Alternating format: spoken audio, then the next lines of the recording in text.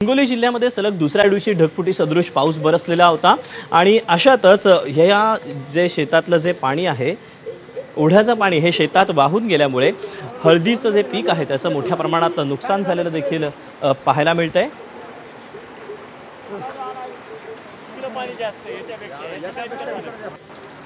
आणि यामुळे शेतकरी पुरते हैराण झालेले आहेत। तोंडाशी आलेलं सोयाबीनचं पीक देखील पूर्णपणे पाण्यात बुडाल्याचं चित्र पाहायला मिळालं। याचा आढावा घेतला आमच्या प्रतिनिधींनी, आपण पाहूया। त्या पायी पिकं तर 5 फूट पाण्याखाली आहेत। संपूर्ण पिकं, त्याच्यात जर तुम्ही तूर धरसा, सोयाबीन तर काढणीस आलेला आहे, पिवळं सोयाबीन पडलेलं आहे। आता त्या सोयाबीनचं काहीही घडू शकत नाही। 2.5 एकर शेती आहे दादा आम्हाला। काही शिल्लक म्हणजे काहीच राहिले नाही, काहीच नाही, झिरो बजेट झालाय। आता कसा करायचा कसा सण, आता काही शिल्लक म्हणजे कापून टाकायला पैसे कुठून आणायचे, हरभऱ्याच्या पेरणीला पैसे कुठून आणायचे। जवळपास 3 ते 4 फूट वरी पाणी पिकाच्या। दुसरं पंजाब होऊ नये, शासनाने लवकर याची दखल घ्यावी, ही विनंती, पंचनामे करावे।